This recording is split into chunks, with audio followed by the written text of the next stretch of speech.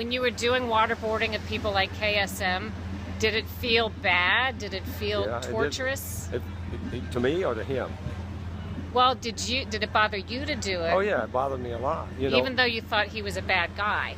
Oh yeah, you never like to watch a human being suffer. That's not that doesn't even make any sense. You wouldn't want anybody doing waterboarding that liked to watch human beings suffer. That's true. It was very difficult to do, but we had to do our duty. We were trying to save American lives. People have a complete misunderstanding of how waterboarding works. What happens is you waterboard the person, tell them the question that you're going to ask them, and then the next time you come back, you ask them that question. And like a lot of things that produce fear and panic, as the closer the next encounter comes, the more they struggle to get out. Hold on. Sorry. The more they struggle to get away from it. And in those moments before the next waterboarding session is when they begin to provide you with information. And is that what happened with KSM at some point? It happened with KSM, not about waterboarding so much. He was actually one of the very rare people who was able to resist it better than we had thought. And when it became obvious to us that he could resist it, we stopped it because we didn't want to hurt him, It was actually sleep deprivation that produced the intel. Interesting. Yep. Sleep deprivation with him specifically or other sources? Well, sleep deprivation worked on a lot of the sources, but normally with the people who were waterboarded, they weren't waterboarded very long.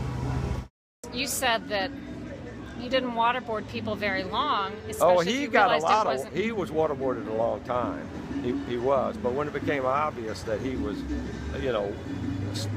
unhappy with it, that he didn't suffer the same panic that other people did. He would actually hold his hand up because he had figured out how long we could waterboard him and count down the minutes until the end of the waterboard session, and then go like this, and naturally we had an end, so we had to raise the cloth up. You mean there was a time you weren't allowed to go past? Well, based on policy, or? Yeah, there was a time based on what the Justice Department said. So he knew when you were going to end waterboarding him, and he could stand it. He knew when the pour was going to end. Okay. Right. So what? He would count it down. He would count it down. He would count it down. He actually adapted to it, much like a SEAL. A Navy SEAL adapts to being in the beach or something. He did. It was pretty interesting to watch. So last question, or last thoughts you have about the publicity this report has gotten that was released that some said shouldn't have been, and named you specifically. Tell me what's happened with you and what your feelings are.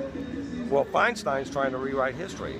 In my view, what she's done is she's gone back into 6 million pages worth of information, cherry-picked it, put together some kind of prosecutorial brief, and then released it. In essence, putting a jihad or some sort of contract out on me and Bruce, me and Dr. Jessup. And so we've got all these crazies running around making threats on us. And without ever having a chance to defend ourselves or try to explain anything. She didn't talk to anybody in the CIA. She didn't talk to anybody who had been involved in that program at all.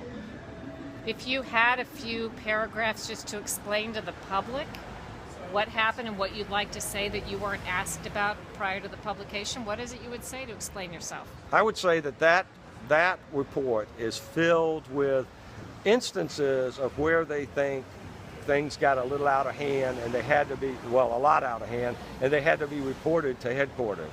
And they write that report in such a way that it suggests that I'm the person getting out of hand.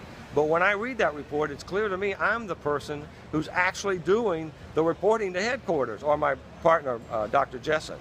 We're the people who are reporting to headquarters. In other words, you were reporting yourself? No, we were reporting other people who were off the. Okay. So, what is your final opinion on, is waterboarding torture, and should it be allowed? It wasn't in 2001, and it's actually not illegal now. It's basically on hold because President Obama stopped it with an executive order.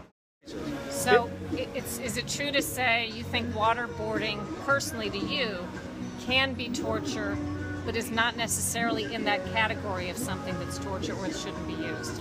Anything can be torture. Anything at all can be torture. It doesn't make any difference what it is. Let me give you something that I've never told anybody. One of the things that you hear about is all that noise and all that music in the background. And when they describe it to you, it sounds like we're tearing out people's eardrums. You know what standard we actually used? What? We used the OSHA standard for how long a person could work in a high noise industrial setting.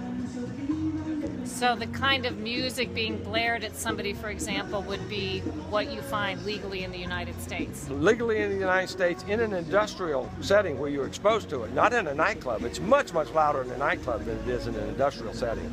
That was, and we had meters and measured it and had to adjust it. So you hear all this stuff about how we were, harming people's eardrums and that sort of stuff. Not true.